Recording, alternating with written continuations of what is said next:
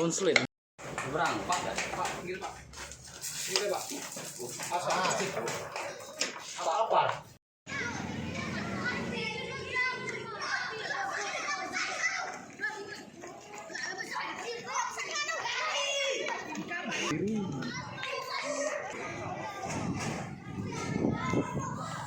Kamera tuh lah.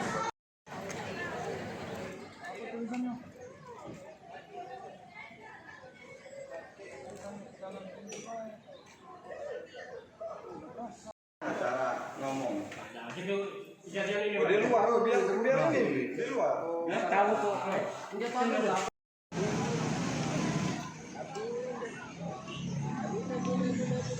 Kepalangan. Mereka nak galak ya.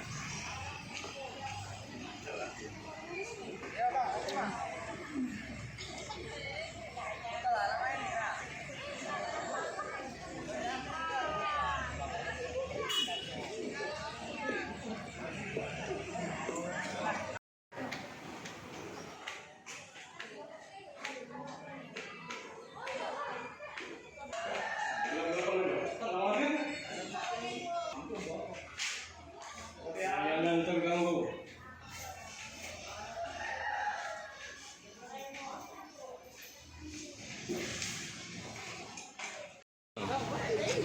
Kami tuh makan di kantin, dengar suara kira mobil aku buka pintu ya, besi itu. Dor, dengar dari tadi kita dengar. Di belakang gedung kantor perizinan sekitar jam 2. Itu tuh apa kan? Di gardu listrik ya? Gardu listrik ya? Iya. Yang di belakang gedung ini ya? Iya. Di kantor. Ledakan tuh masih hidup lampu.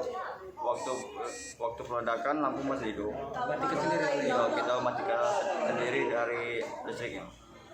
Kalau di dalam gedung ini ada yang terbakar ya, Kak? Kalau di dalam gedung kita tidak ada yang terbakar. Nah, dengan meledaknya gardu ini untuk pelayanannya cak mana? Untuk pelayanannya, yo kita sedikit ada kendala karena mati lampu.